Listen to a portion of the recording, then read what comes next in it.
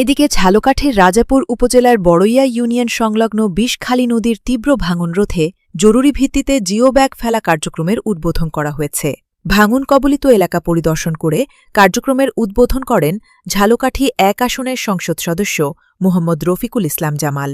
বুধবার বিকেলে পানি উন্নয়ন বোর্ডের উদ্যোগে ট্রলারে করে বিষখালী নদীর ভাঙন কবলিত বিভিন্ন এলাকা পরিদর্শন করেন সংসদ সদস্য, জেলা প্রশাসক ও প্রশাসনের ঊর্ধ্বতন কর্মকর্তারা।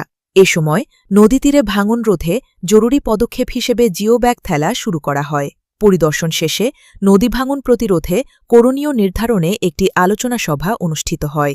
সভায় জানানো হয়, প্রাথমিকভাবে ৪টি প্যাকেজের আওতায় জিও ব্যাগ ফেলার কাজ বাস্তবায়ন করা হবে।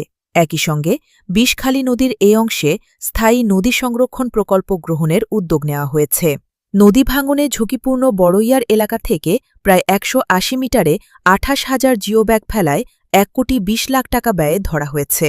এ সময় উপস্থিত ছিলেন ঝালকাঠির জেলা প্রশাসক মোহাম্মদ মমিন উদ্দিন, ভারপ্রাপ্ত পুলিশ সুপার মামুন আল ইসলাম, রাজাপুর উপজেলা নির্বাহী কর্মকর্তা রিফাত আরা মৌরি, কাঠালিয়া উপজেলা নির্বাহী কর্মকর্তা মোহাম্মদ মকবুল হোসেন এবং পানি উন্নয়ন বোর্ডের নির্বাহী প্রকৌশলী একেএম নিলয় সহ সংশ্লিষ্ট কর্মকর্তারা।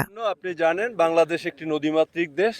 আমরা এরকম নদী ভাঙন কবলিত এলাকা সারা বাংলাদেশেই চলছে এবং আপনারা জানেন যে জুন থেকে সেপ্টেম্বর মাস নদী ভাঙনের সময়টা বেশি, এই সময় বেশি নদী ভাঙে এবং যেহেতু এই সময় বৃষ্টি এবং অধিক পানির জোয়ার আসে, তার এই জোয়ারের পানি কমার সাথে সাথে ব্যাপকভাবে নদী ভাঙার সম্ভাবনা থাকে।